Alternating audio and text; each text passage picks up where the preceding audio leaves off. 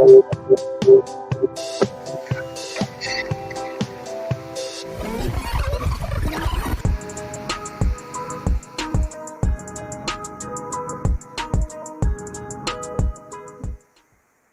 hello, hello. Welcome back to Rewind with Ro. I'm your host, Ro Carter, and my co-host, Rob Smith. How are you, buddy? I'm good. I don't know why my voice is acting crazy. I guess it's this LA weather. Yeah, sorry, everybody. We're a hot mess right now. It's Oscar weekend. We are in LA live. We don't have the electronics yet to be in the same room, but we're at adjacent in different buildings. So we're down the street. So big news. Black film is going to the Oscars. So shout out to us. Rob will have the best experience because he will be sitting down. I will be behind the scenes doing interviews with Coco as well online, and also our other one of our co-hosts, Donna. So we're gonna have a good time. So next week we'll probably go into our experiences at every different level of it, which I think would be really cool for people to kind of check out. But what we're gonna do this year, and I apologize for the lighting. I tried to make it the best I could. See my face. You see me. You don't need to see me. I have a tan. But we'll make it nice and sweet. I just picked a couple of categories that we think like either best picture, best actress, best song, best design. We're going to run down through all the picks in that category. Maybe mention some snubs because we ain't really represented, in this Oscars this year. I'll say it. I'll be the first to say it. So all my money's on Angela Bassett taking it home. So we'll go into that a little later. But Rob, I just want to catch up to you. How has your week been? How your 2 weeks been? You haven't seen each other in 2 weeks. How's everything? I know it's been a long 2 weeks, bro. But it's been good. It's been filled with nothing but hanging out with this old dog, trying to teach her new tricks. What's your name again? Demi. Demi. Oh, okay. After Demi Lovato or Demi Moore? I would say Demi Moore. Demi. She's looking at me crazy because I said her name. So she's like, I don't know what's going on. Feeding me? No. All right. We are in LA and the weather has been crazy. If you live in LA, you've probably never seen rain like this. It's been raining nonstop every day, all day. The only plus is on Oscar day, it will not be raining at all. So I'm actually probably going to walk up there after this and see what the red carpet looks like. See how hot mess that is. They probably won't even let anybody on, but I have exclusive access to that, so I'm going to use it while I can. Oh, yeah. Take some pictures so we can have it later for Black film. So anyway, let's go right into it. Let's set it up. I'm going to start the first category with Best Song. All right, so these are the songs that made it. Only 5 songs, and I apologize. I'm going to read right off the sheet just because, there's a lot of information. But first one is Applause in the movie Tell It Like a Woman. And that person... I had post. Yeah, I'm organized, people. Don't worry. It's Diane Warren. Thank you. I have a whole.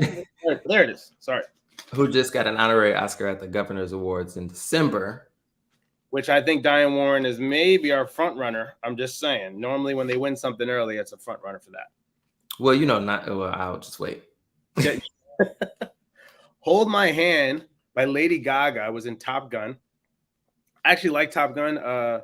It was a sequel that sometimes you say, do we need a sequel? Do we need a sequel? And it was actually a really good sequel. Everybody, Tom Cruise still looks the same. It was a great storyline. So I kind of love that song. So that was a good song, Lady Gaga. And then we have Lift Me Up, which was in Black Panther, Wakanda Forever by Riri. Riri's hot right now. So I don't know, everybody. Maybe that's a good pick as well. She's performing tomorrow. Ooh.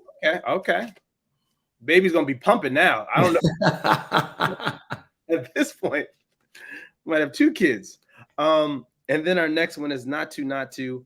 It's in the movie NRRR. And then This Is Life for the movie Everything, Everywhere, All at Once. So, Rob, I listened to all these songs today. I want to get a feel for it again. I heard them a while back. Any favorites for you? Or are you just going with the town favorite with Black folks? You going Rihanna all day? Well, I feel like the winner is going to be Not To because it's won every other award leading up to this. So I feel like that's just going to be what it is. So it's won Best Song at every other award show before like Golden Globes, everything before. So the expectation is it's going to win. experience with the movie for me. The only two that I actually like really remember fully the experience during the film is Hold My Hand and Lift Me Up. So, but of course, I love Lady Gaga. I love Rihanna. I want Rihanna to win. Bias. So you're biased. So I'm a little biased, but again, I just feel like Natsu Natsu is going to win. Well, that's what I thought, right? So I played the songs again this morning, and I listened to the energy, and then you made a great point, right? Those two songs, "Hold My Hand" by Lady Gaga and "Lift Me Up" by Rihanna. I remember the scenes in the movie, right? And I felt that energy of like, oh man, walking on the beach. T'Challa died, and now T'Challa died, so we're trying to figure that out, and we're lost too as a family. And then Top Gun, that energy where you feel those drums come in, it kind of feels like you're in the plane, right? So it's like all these things you really feel. So I love when a song puts you in that place. Yeah. So those are my two favorites. I'm just gonna go Gaga because that's how they always do. I'm gonna. But hey, if Not To, I'm gonna mark this down now. Not To is by your man Rob, and I'm gonna pick Lady Gaga just because. But Riri would be an upset. In a dream scenario, Riri wins. So I want Rihanna to win, but I feel like Natsu Natsu is gonna win. Okay, all right, cool. Moving on. See, all right, we're doing all right now. We're doing all right here. Best costume design. So there's 6 movies for this: Babylon, Black Panther, Elvis, Everything Everywhere. I'm gonna call it for now on all at once. Miss Harris Miss Harris Goes to Paris. I saw Miss Harris Goes to Paris. I'm gonna be a little biased here. I love that movie. I'm surprised it's not for Best Picture. It was such a good film movie. So if you haven't seen that movie, I honestly recommend it. It's about an older woman. Her husband dies in the war, and she's kind of lost because she's a cleaner, and she's kind of lost about what she's gonna do with her life. And then one of the ladies she cleans for is very successful. Buys this dress from Christian Dior, and she like loses her mind. She's like falls in love with this dress. So she does everything in her power to make her way to Paris to buy this Christian Dior dress. And in this happening, you learn she's such a good person, and so everything comes to fruition for her. But you just learn about giving yourself to people and being vulnerable and being open, and then it'll come full circle. And I think, especially nowadays in 2023, it's very rare that you have people that are really, thinking of others, putting others first. It's always me, me, me, me, me. So I really love this story. And if you love fashion, it's a great story for that. And old school Paris back in the day, oh man, it was just such a beautiful, beautiful thing. So I'm biased on this as well. But so that's your select. That's my select. But it's only the dresses that are really like that, and just because it was Paris. But I think, to be honest, I think Elvis is the one. Because I remember I'm a big sports fan, and I almost made an Elvis Jets like jumpsuit. Yeah. And I saw in LA when I used to live in LA, there was a guy at a Dodgers game, and he had an Elvis like Dodgers jumpsuit. I was like, oh my God. I was in heaven. But I always tell people, when you get something like that, the fans come up to you. So you have to be really prepared for like people that want to take pictures with you. And if you're not one of those people, you should never get in a costume like that. And I just know it goes into those details because I looked into it and I was like, wow. So I know to do all those different Elvis costumes. That's something. Shout out to Wakanda because they threw in some different looks, right? I think they teamed up with, what was it, Adidas on the new reboot of stuff with the sports gear that his sister wore. So, and then just the African garb too as well. So that twist, but I think because the technical difficulties of Elvis, that's my go-to. You think Elvis is gonna win over Wakanda Forever? Yeah, I honestly think that because, like I said, those suits. I think Elvis is going to be an upset on a lot of things people don't think about. I mean, honestly, I loved Elvis. I thought it was a great film. Shockingly, yeah, I went in there with hate. I'm just torn. I don't know, because I feel like Babylon's going to get a lot of attention in this category too. But this is a tough one, Ro. Oh God, here we go. Well, since you are going with Elvis, which I feel like it's gonna be Elvis. I think it's gonna be Elvis. Oh, you're just jumping on the bandwagon now? Well, I initially thought it was gonna be Elvis, but so I'm trying to find a pin.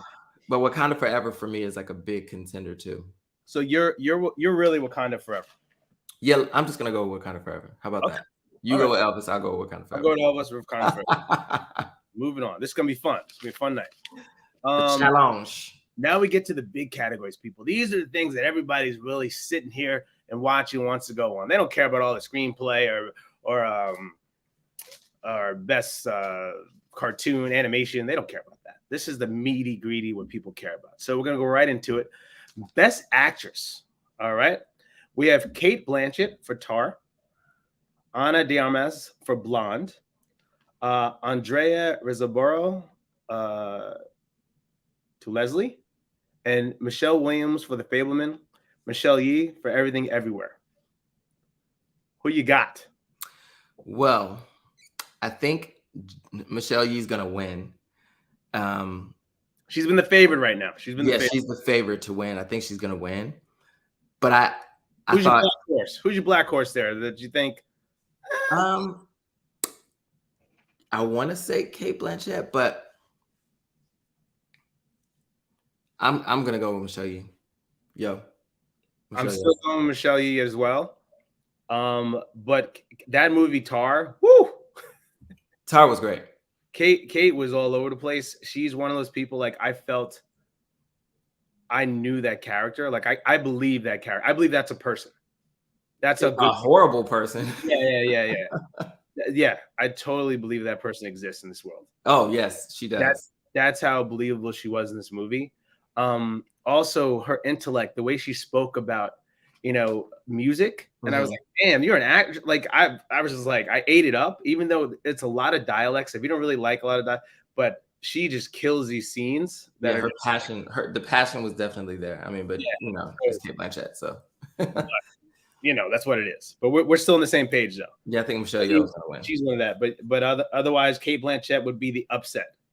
Or Ana de Armas for Blonde. Although I really did like Michelle Williams in The Fableman. She was really good in that. So really just to see that's based on Steven Spielberg's life. So that was a really fun movie. The Kid in Me Again came out just to see, like, oh wow, I had an idea of that when I saw that on the screen, right? It made me come back to that. So it resonated a lot with me, that movie. So that was cute. All right. We're gonna do Best Actor. This is gonna be a tough category. We're moving on to Best Actor. Okay. Yeah, we're gonna get Best Actress, we'll do Best Actor, then we'll do Best Support and go back and forth. Like okay. So in this category, we have Austin Butler. Again, this is Elvis that we're talking about for the upset. Colin Farrell and the Banshees of Inisherin. I keep on mispronouncing that, so that's great. Brendan Fraser, The Whale. Paul Mescal, After Sun, and Bill Nighy, Living. Are you? So we just dive right. Okay. Well, that's it. Who you got? When I went to see Elvis, I was like, he's gonna get nominated and he's gonna win. Even before I saw any of the other films, because it's a biopic, so I just was like, and he really embodied him, like vocally, physically. He really, really did the work. Yeah. It was like our Ray Charles, right? The movie Ray. Like Jamie Foxx did an amazing job. Or like Angela Bassett and What's Love Got to Do with It. Okay, all right, relax. But it was the more recent one, so I was trying, the biopics. I mean, even What's Name didn't do, and don't kill me, didn't do justice to James Brown, because, and that's my own opinion on that. Because James, you never heard really James talk, right? He was just to see somebody play him. I was like, I never heard James talk ever. He was or Eddie Murphy's version, like, that was it. I feel you, but I'm gonna go with Austin Butler. I know Brendan Fraser would probably be the upset if. I think Colin Farrell is gonna be the upset. Did you see that movie? I did, yeah. Okay. Yeah. It's a tough movie. I'm gonna read a synopsis on it later, but like imagine your friend just one day said, "Hey, I don't want to be your friend anymore." It was very interesting. Yeah, you're kind of stuck in an island. So like, what do you do? Like, it was interesting. But I think Brendan Fraser is going to be the upset if Austin Butler doesn't get it. But I think Austin Butler. You're leaning towards Austin Butler. I'm saying Austin Butler. I would say Brendan Fraser wins, and then Austin Butler is the upset. Okay. Yeah, I would reverse it on that. And then my black horse would be Colin Farrell out of nowhere, just like, what's up? All right, got it. And I have a story right quick. Yeah, tell your story. And I hope that if I get a chance to get an interview with Colin Farrell, I might mention it, but I remember back in the day when I used to live in New York City. He was at the Gansevoort Hotel. And this is back in the day when he would fluctuate in between characters, right? So he'd do a movie where it was an action movie, and then he would just gain weight in the summers. So you wouldn't recognize him at all. And so he's a little heavy. And so I'm in the elevator. I'm leaving the Gansevoort Hotel. It's like late. And there's like 6 girls in the corner of the huge elevator. And then Colin Farrell's like fooling around with this girl in the corner. And I look over, I'm like, what?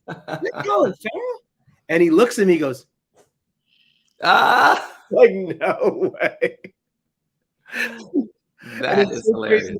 Like, people come to this like place to like see celebrities or like hang out and have a good time, and these girls are just chatting away, and they're just oblivious that Colin Farrell is like literally in between us right now, like just a hot mess. This is in his drunken stages back in the day, and I just love that moment. She just looked around at me, just like, and That is hilarious. Like, all right.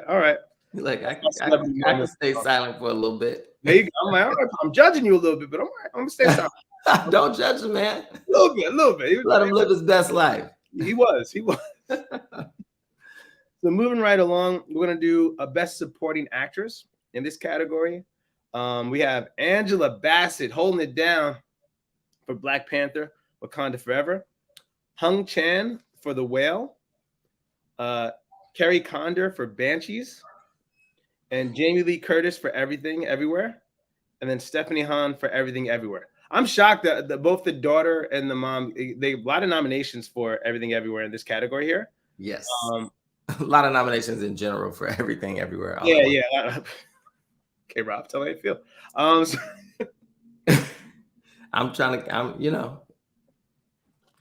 No judgment. This is the season, though. This is, hey, we got to go through ups and downs and stuff, and this is hot right now. Yes. Which we'll talk about that movie later. Yes, we will. Yes. Rob's giving you a solid grading and opinion on it. So who do you have as your favorite in this? Angela Bassett. Hands down, right? Yeah. I'm looking at the names here. Yeah, right. Hands down. Yeah, Angela Bassett. They will be. By default she has to win because they got rid of Till. They got rid of the Woman King. They didn't even get any nominations, which is like blasphemy. I won't even talk about that. But and then did you just see? I want to talk about it. An anonymous person from the Academy Award said that they need to stop complaining about the Woman King and what's name not being nominated and stuff like that. Move on. I was like, They said move on. Okay. Yeah. So I love to hear what Angela has to say about that when she wins the award, and she better win. Otherwise, whew. Let's just count her as winning. Yes. Or it's gonna be crazy up in there. So anyway, all right, moving right along. Best supporting actress. Best supporting actor. So Brendan Gleeson for The Banshees, Brian Tyree Henry for Causeway, Judd Hirsch for The Fableman, Barry Regan for Banshees, and Ki-Hoo Han for Everything Everywhere. Who you got? See, this is a tough one, right? This is a tough category. Is who I have versus who is gonna win? Yeah. Because Ki-Hoo Han was a young boy that was in Indiana Jones. He was also in Goonies, and so now he's had a resurgence. He's won like every award so far. So this is going to be huge for an Oscar. He hasn't been in the. I guess he's been behind the scenes, but not in front of the camera since he was a kid. Yeah. So we're hearing about his life and everything turning around, and he's just so grateful and gracious. But then you have some heavy hitters on here for the Banshees, and that's a tough one. Yeah. So I don't know. Do we go with the fan favorites or do we go with just? I don't know. I'm torn. This category, I'm torn. I'm torn. So the fan favorite is Ki-Hoo Han, right? Right, for Everything Everywhere All at Once, right? Yeah, but then Banshees is definitely going to be that heavy hitter there. Yeah, because that's such a great actor in that movie. I mean, he's just such a. It was such a weird movie, weird story, but they both were very good in their respective roles. And Brian Tyree Henry has been getting a lot of attention too. Yeah, he's blowing up.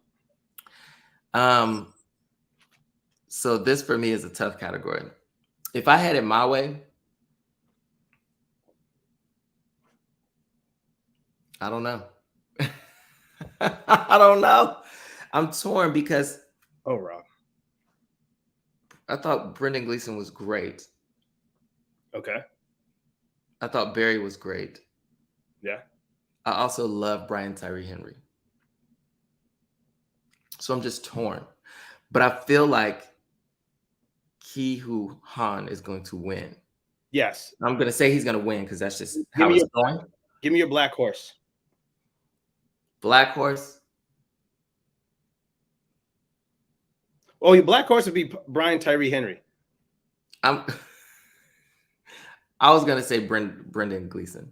No, Brian. That's like no. I think he has. I mean, if he won, this brother gonna knock over the stage. It's gonna be when Cuba Gooding Jr. won. It's gonna be one of those things. I would love if he won. I would, but That's my huge upset. That's my huge. I think the upset would be Brendan Gleeson. I think that's who would get Really? him. Okay. People not expected. And then I actually like that movie Causeway. I watched it the other night.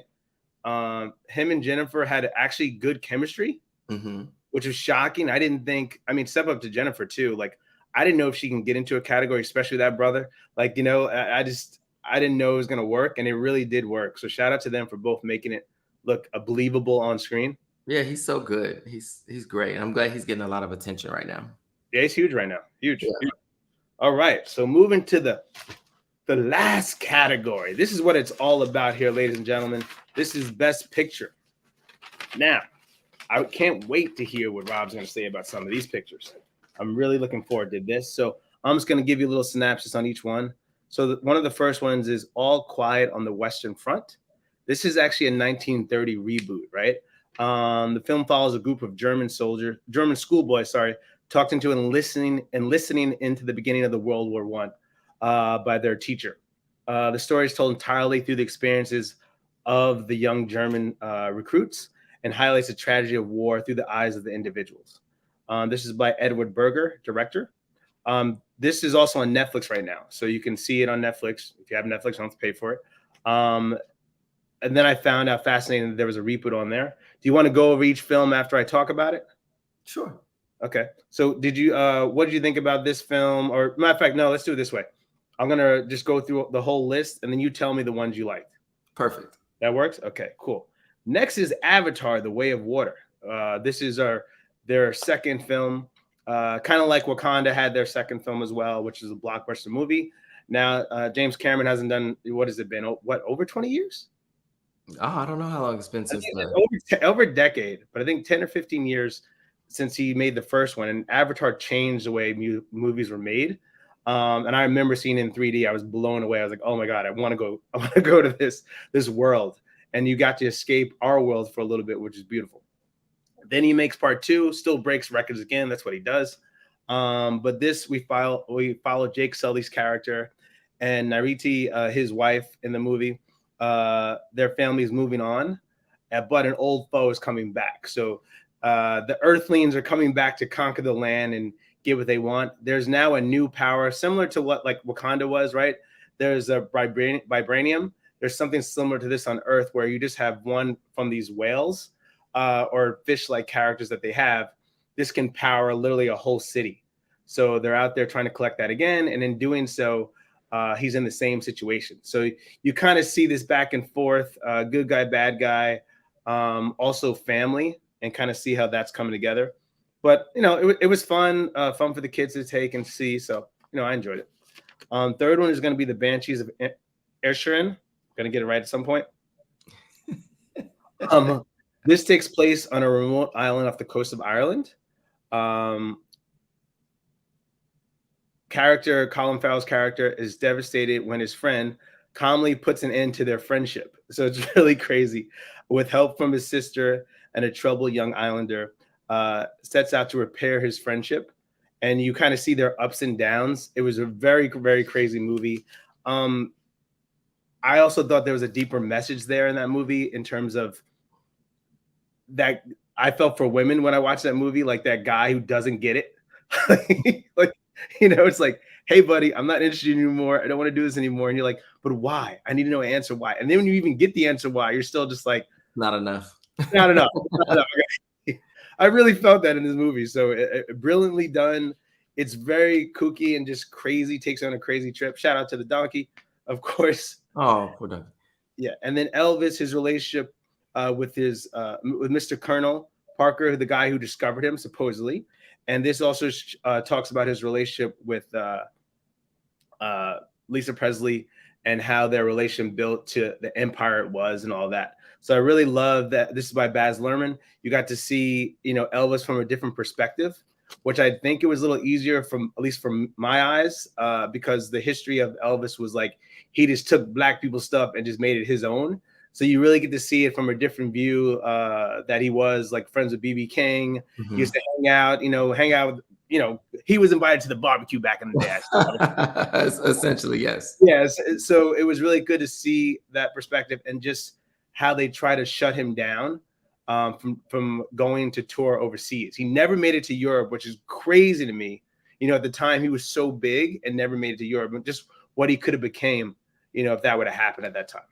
And then Everything Everywhere All at Once. Rob definitely going to tell us something about this movie later.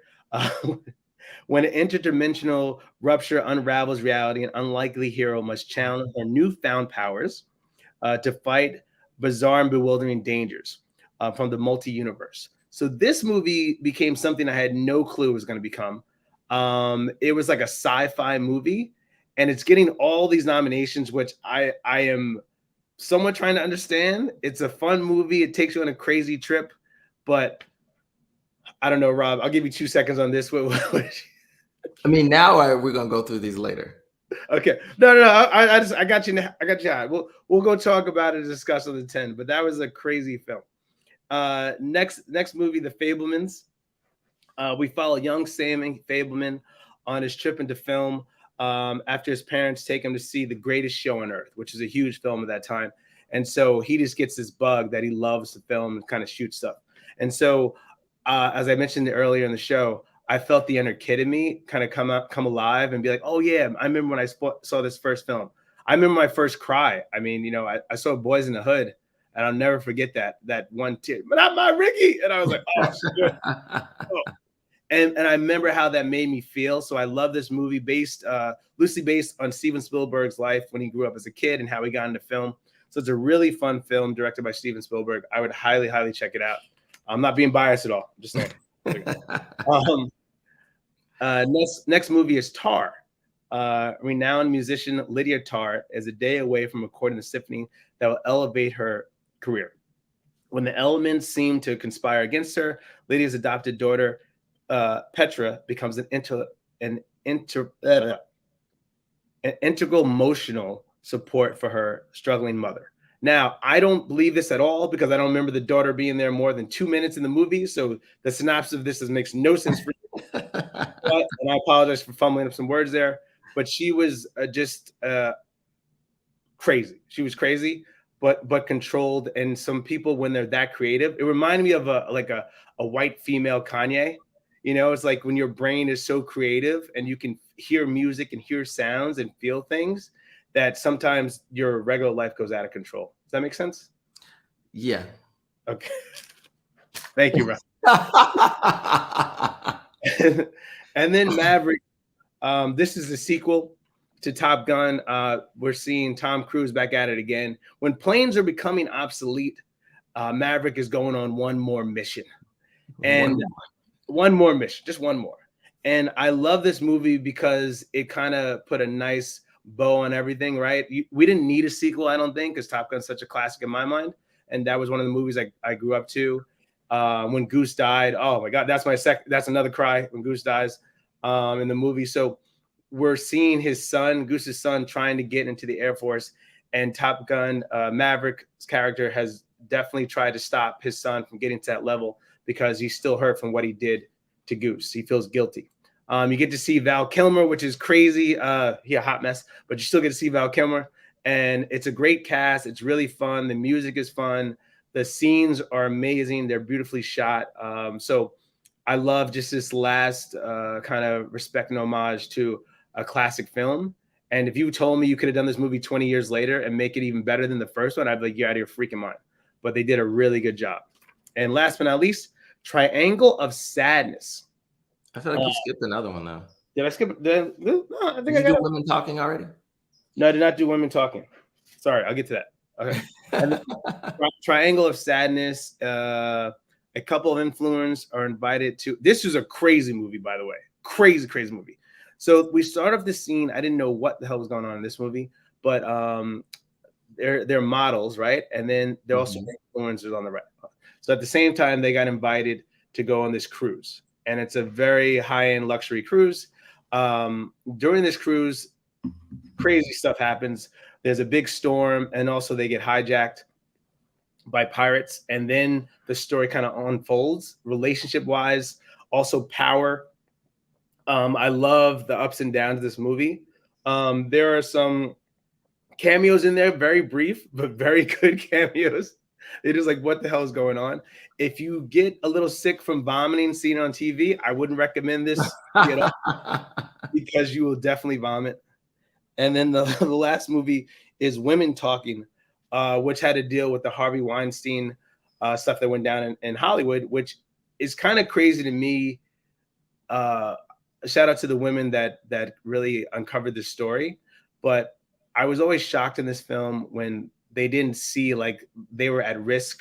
I was like, this is multi-million dollar people, billion-dollar industries that one guy is kind of in control of. So you don't think that they would, feel that they can do whatever they want. And it's sometimes the naivety of these people to be like, hey, we're going to uncover all this stuff. But wait, did you watch The Right Women Talking? Oh, I'm sorry. I have sorry. That's the wrong one. That's another movie that should have been nominated though. That's the Harvey. Yes. Sorry. This is the one. I apologize for that. I was like, wait a minute, what movie did you watch? Yes, this is Women Talking. So these women, that was a crazy story. So what's the what religion is that again? I don't. The people that live in the far, like up in the, what they call Amish. Yeah, I guess they're Amish. It's kind of like Amish country where these women are being told. I don't think they defined what religion it is. Yeah, they didn't find, but it was Amish kind of related in terms of there's no technology. They kind of have their own faiths and beliefs and what they go through. But the women here have been waking up, and they are told a demon has awakened them, and meaning they have been either raped or molested, and they've been put to sleep and then been taken advantage of. And so one day, these two young girls catch one of the guys doing it. And so the men on this have been doing this for like years and years on, and the women are pregnant the next day, or in a couple of years on the line, they realize they're pregnant. So it could have been inbred, it could have been a neighbor, whatever, but they didn't know. They would just wake up, and you see them go through these moments, and it's a crazy, crazy film. But then they decide whether or not they're going to leave or fight. And that's basically the whole movie. It was kind of like a play to me, those scenes where they're sitting down and going over these things.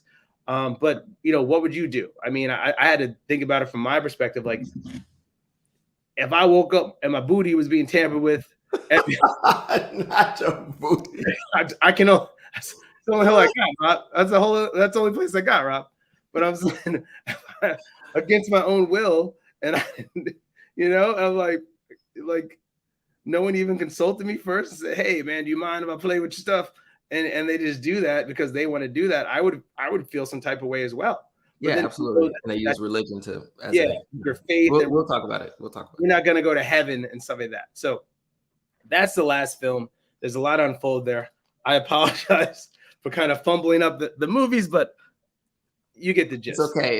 It's early on a Saturday morning and you just flew into town. So, you get some grace. So Rob, give me your number one pick that you think you have, and then give me one that maybe another movie that you really enjoyed.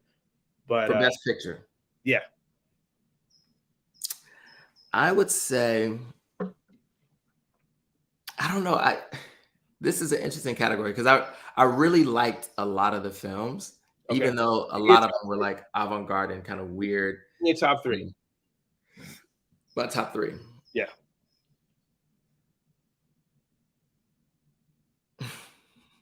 Well, I would say that the selected film to win is The Fablesman, but that's probably what's going to win. But of course, I loved Avatar. I thought it was beautifully done. I did. I thought the story was great. I was in tears at the end. I'm not gonna lie. I thought Avatar was beautifully done. And don't just judge it because it's Avatar, but I thought it was beautifully done. Now, Women Talking was such an interesting story, and it was. I also thought that one was like it was beautifully captured. The performances were phenomenal, and it was simple in its approach and simple in its like in the cinematography, but I thought it really like pulled you into the world that these women lived in. So I thought they did a great job of like really telling the story through the visuals of that film and also through the experience of these women who all have been sexually assaulted and had physically assaulted, sexually assaulted in abusive relationships. And all of these men in this community have been using religion as a way to like trap them into staying in this mindset and staying in the circumstance they're in. And now these women have to make a decision.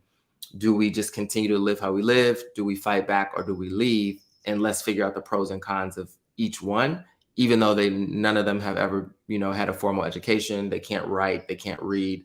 So they enlist a man who they feel is trustworthy and safe to do that for them and to take the minutes for the meeting.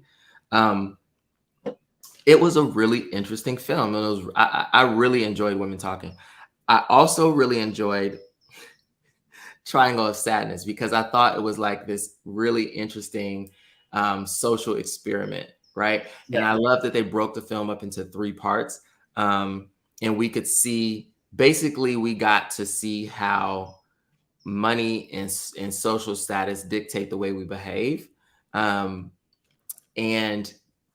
from the beginning, from the first chapter where we see like it's just a couple and they're like exploring how money defines their relationship. She makes more money than he makes, but she's expecting him to always pay for everything. So it was like this kind of view into how we all view relationships where, men are supposed to be the breadwinners. Even if a woman is making more money, he still has to be the one who like takes care of everything. He leads the relationship, which the guy's like, I don't want a traditional relationship, which was cool. It was an interesting take on it. Then to shift to the second part where we see them on this cruise ship, and now they are like the poorest people who were invited to participate in this because they're influencers, but everyone else on the boat is like wealthy. Yeah. But they still have beauty on their side, and they still have status over the crew who work on the ship. So it was like this continued social experiment to see like how money and power dictates the way we treat each other, right? And then you had this guy who is essentially a Republican, and then the captain who's a Democrat, and their perspective and views on how society should work. And then, like you said, there's this huge event that affects everyone on the ship. And those who survive end up in a circumstance where the power dynamics shift because money no longer matters. And it's your ability to survive is what is of value. And the people who were poor, who knew how to survive off the land, are the people who now have the power. So it was a really interesting film. However, I hate when people leave things open-ended and like you decide what's going to happen. Yeah. Do not like it. I want to know what happens. I want to know what happens. Like, I don't want you to leave it open-ended for me to decide what happens. You could have spent 10 more minutes and made a decision.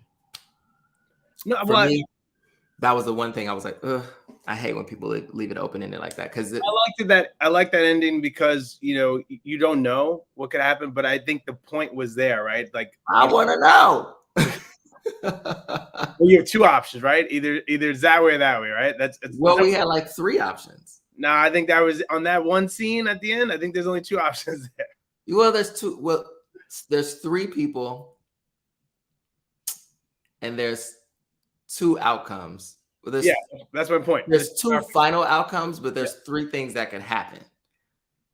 Like the person in the middle could choose to do it, Yes. She could choose to do it and he could stop her, or she could choose to do it and it gets done, Yeah. or she could choose to not do it. But you said the same thing twice. But all right, sure. No, she could choose to do it and he Uh-huh. could stop her. Yeah. He could get there in time. She could choose to do it Uh-huh. and it would happen because he doesn't get there in time, or she chooses not to do it. So there's three possible scenarios because there's three people. There's three possible scenarios of how it ends. And I don't want to have to decide between the three. I want you to tell me which one happens. Well, I think that's your feeling after the movie, right? It's kind of like, Yeah. remember the old school books where you could like choose your own path at the I end? don't want to choose my own adventure. I want you to tell me what happens at the end of the damn movie. I like that, because we were just such on a crazy trip. All right, I get to choose something out of all this. You don't mess me up. Tell me what happens. So just because of that, they're not going to win.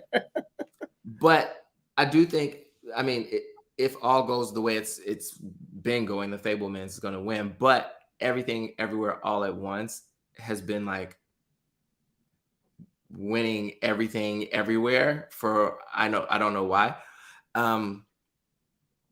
Okay, Rob. Shots fired. Why don't you know why? What don't you get? I feel like I have an unpopular opinion. The same way I had an unpopular opinion when Manchester by the Sea was like the talk of the town and was winning everything. Why? I just feel like they tried to do everything everywhere all at once and it was too much. They did. Using the title to describe the situation? Yes, they tried to do everything everywhere all at once in this movie and it was too much. And every person who I've talked to who's like, I love this movie, they're like, I had to watch it 5 times and then I fell in love with it. I don't want to have to watch a movie 5 times to understand it and then like it. Like it was too much. It was very confusing. It was a lot going on. It didn't connect at certain points to me. It was just a lot. Okay. They threw everything in there all at once. And I wasn't on I couldn't ride that train. And that's Rob's honest opinion. Thank you, Rob. Bro. So who do you think is gonna win? I know I just went through like 18 movies. What are your like favorite teams? So All Quiet on the Western Front, I heard a lot of things about this movie kind of blowing up, especially it's a big hit for Netflix. So that's my black horse right there in terms of like maybe upsetting. Fableman, honestly, it's probably one of my favorite films on here. You had a great point on women talking. It's a deep conversation we have to have, especially after the whole Harvey Weinstein situation in LA and all that stuff. So these women are really going through some things, and it's an honest conversation that we have to have. Like, how long are we going to continue? It kind of reminded me, like, at what point did society say, hey, we have to stop living like this? Because that was going, at some point there was, and then other people said, hey, we're not going to allow this to happen anymore. So I kind of love that we got a bird's eye view of like being a fly on the wall to like when this really changed for women, right? That conversation, like who was the first to really like get this thing started and get the ball rolling. And you see that in this small group of people and like, oh, wow. It's like, yeah, we're tired of being treated like this. So we're going to stand up. It was its own civil rights movement in a way, in terms of like, hey, we've had enough. What are we going to do here? We have to make a change. So how do we do it? Right. Do we do Malcolm's way or do Martin's way? Right. Do we fight? Or do we move on peacefully and try to find our own way, our own path? So that was pretty deep there. I like movies that give me a little bit of both, right? Excitement,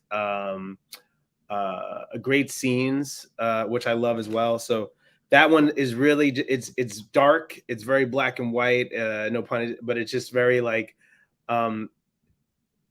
it doesn't capture as much, right, on the vision until they do these flashpoints of when the women are attacked, right? And so that it hits you differently. There's your color, right? There's the color you get when those scenes happen, and so that hits you different when the whole movie's black and white. So it was really cool, interesting. And the one man kind of taking the minutes, and you have to put yourself in that mindset, right? Empathize with him, like, oh shit, this is what women have been taking minutes for life, right? Yeah.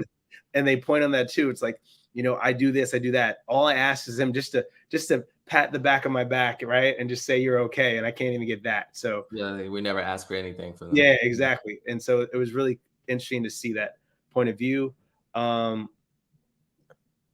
Fableman, Everything Everywhere. I'm not really feeling that. The Banshees might be. Oh, you made me feel bad for not feeling it. No. I'm saying just as a top movie. I Oh, love okay, the got it. acting. I love the characters in there. You know, it was a crazy film, but I just see the overall movie didn't really push it for me.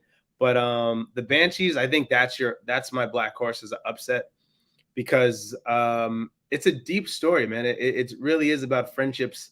Where in life, like we can move on, but think about that. If I had the friendship on an island, I see this person every day. It's hard to let go of that friendship, right? And so, at what point do I need to sacrifice stuff for myself for this person to realize that? And I think we do that in relationships all the time, you know, with friendships, but it's easy to do because I can move away, right? Or I lost, you know, or you stay out of touch. But this, there was no way to stay out of touch. So imagine if we had to do that. So I had to put myself in their shoes, like, oh wow, like what, you know, or make you think about, oh, that makes sense. Like, but would I go to that extreme? But if I had no other outlet, maybe I would. I don't know. So I really love that that movie made you think. It was very slow, and if you have patience, that's another thing. The movie, you have to have a lot of patience. I think for this movie and women talking, because it is very slow, right? But it really has to draw you into the characters. More of a high pace would be the Avatar or even the All Quiet on the Western Front. You know, minus the action, you really get to feel what a soldier would go through right now. And I remember I saw one of the main actor on an interview, and he was like, "Well, you know, you don't fit the norm of like a heroic guy that would do something." I'm like the guy. I wanted to yell at him. I was like, "He's an idiot." I was like, back then when you went to war, like there was no like no Captain America, right? It was just like literally like this is you. You're Bob. You had a shoe store over here, or you're a kid. You had this, and you just went to fight, and you went to fight because you were told that this was going to be helpful, and there's a reason for that. And so it was really crazy to put yourself, especially with war still going on nowadays, is like, fuck, do I want to get involved in that? And then just running around and I was told one thing and doing this now. I'm like, it's cold. I don't, it's like all these little things. Anytime I see cold in the movie, I'm like, yeah, I don't need that. I'm good.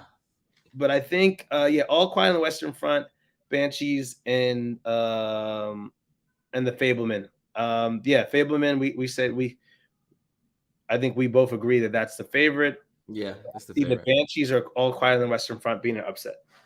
And don't get me wrong, I liked Banshees. It was just it was an interesting ride to take. I do think it was a like really artistic view into like obsession, and like and how like we can lose sight of the things around us that really do matter when we obsess over something that we may feel like we lost and we don't have an answer to why. So yeah, I do think it was an interesting story. It wasn't my, you know, I wasn't like sitting there going, oh, I think, you know, it wasn't my kind of roller coaster ride, but I thought it was a fun, you know, Colin Farrell was great. The cast, they did a great job. It was great. Everybody was good enough. Yeah, it was good. And Top Gun, I enjoyed Top Gun. I don't think it's gonna beat out some of the other movies in this category. That would be the upset of all upsets. Yeah, it's not gonna beat out these other films, but it was fun. It was a fun journey back into that world. And I you know, I love Jay Farrell. I thought the cast was great. Can I mention something? Yeah. So before we close out the show. I mean, I say Jay Farrell, I meant Jay Ellis. Yeah, I know you.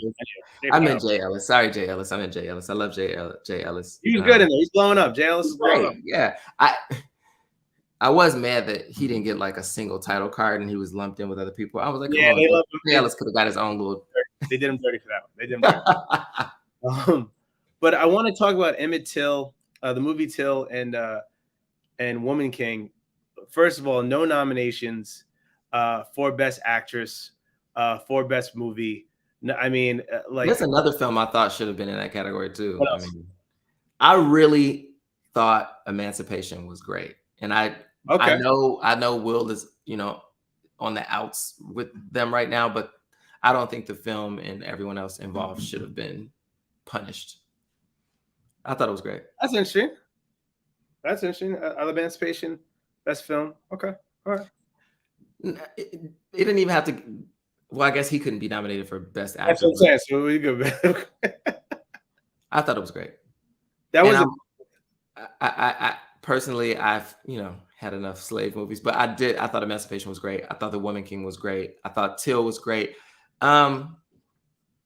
well, even performances. Let's not even look at the movie overall. And I'm sorry, I brought this up in best picture, but like both of these women were amazing. Even the supporting cast of the women in Women King were amazing too. So it's like Absolutely. all those performances, no one got a nomination whatsoever. I was like, that's crazy to me. And I think Gina Prince Bythewood should have gotten some kind of Something just recognition, nomination. She deserved it. yeah. I do think. But Over some of the things that were picked. yes. And I think that's a story that we're just still not ready to have, on that stage. Yeah.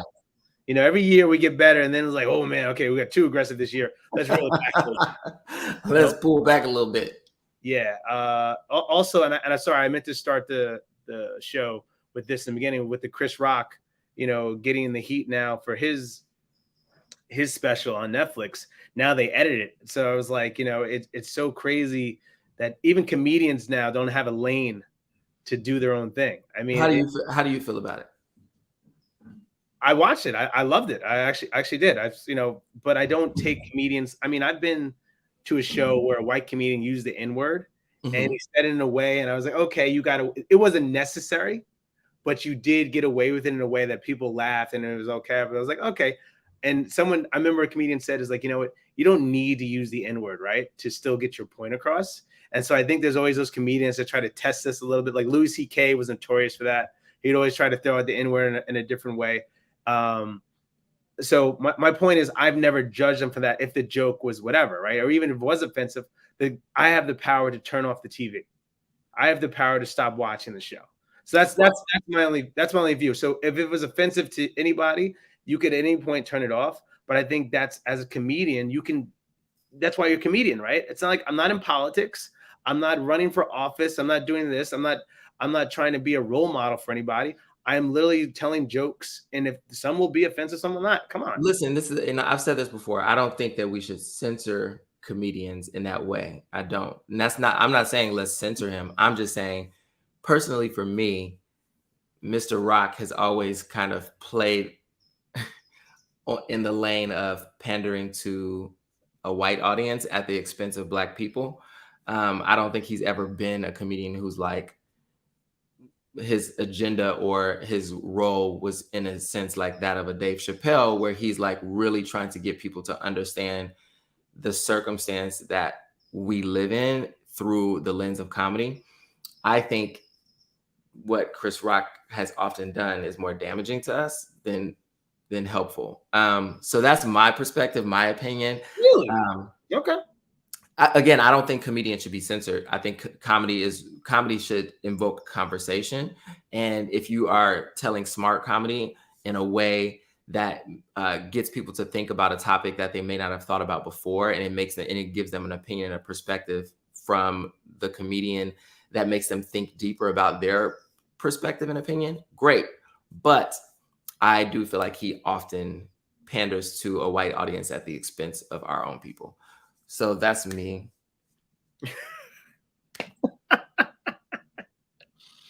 That's a valid point. And again, that's your opinion. I've watched Chris Rock since, he had his own show. The only reason I may disagree a little bit is because he's opened up a lot of doors. People forgot he had the Chris Rock show back in the day. Like that was a huge opening for what Dave Chappelle could do later with the Dave Chappelle show. All these kind of things, you had your Arsenio, then there was like, no, we don't want this on TV anymore.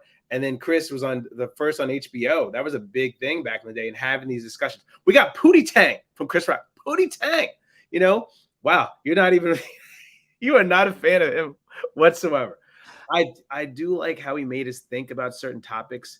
There's no money in the cure. In terms of politics, I think he's brilliant when he talks about politics. But okay, I understand what you're saying in terms of the Black culture. There's both sides to it. So if he's pandering one way, but I'll definitely say he's always, to back up what you just said earlier, to make us think about certain things. So when it came to politics, when he goes heavy on politics, I believe that that's a question that we normally don't do and question why these things work this way. And so he makes us think. When it comes to other things, yes, he's trying to get a joke across, and sometimes it can go against us. So I see it both ways. I don't disagree with you, but I've never held that against any comedian for what they want to say or how they want to kind of pitch their stuff. If that makes sense. Yeah, fair. Like, like you said, if I don't like the jokes, I can look away. So, but do you think he should be banned though? And I mean, do you think it should be edited? no. Again, I don't think that unless somebody is going to an extreme that's dangerous, and that is dangerous to a degree where it can cause harm to communities.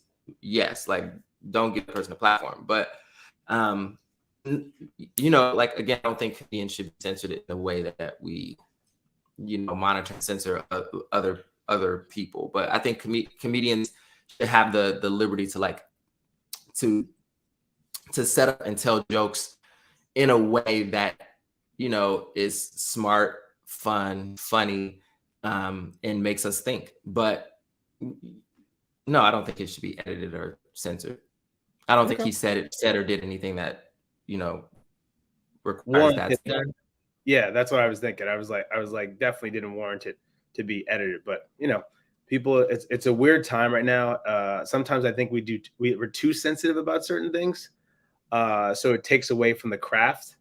Definitely hold people accountable. I mean, Fox News is still running as a news organization. So yes, it's entertainment news. That's what I'm saying. So until I see that label or that being taken away from them, I'm gonna be like, come on, man, let's really talk about it. So anyway, this is great. Thank you, Rob, for giving your opinion on some of these movies and picks. So hopefully you'll see what happens. Then next week, I said, I would love to do a big interview, have the group here, and talk about our experiences at the Oscar. What are you doing? You doing a little ensemble? Tux, bow tie. No, I'm doing a little black suit with a sheer tuxedo shirt. Okay, all right, that's it. Okay. Trying to get my Timothy Chalamet on. All right, I ain't mad at you. Doing what I can. Let me know if you go earlier. Maybe we can get a group shot together, or a group shot afterwards. Let's do it. I'm probably gonna be a hot mess afterwards. So I don't know. I was like, "You guys provide alcohol? No, all right." Yeah. Anyway, well, we all meet up for drinks after anyway. There we go. All right, man. Thank you guys for tuning in. Yes, thank you guys for tuning in to Rewind with Ro. This has been our Oscar special. So please we'll be back to our regular status next week, Thursday, between 9 and 9:30 on the East Coast. Hopefully, we'll figure that out. We'll get it together. Yeah, we'll get it together. We'll have some good energy and some good stuff to talk about. So anyway, thanks again for tuning in. Have a good day. Peace.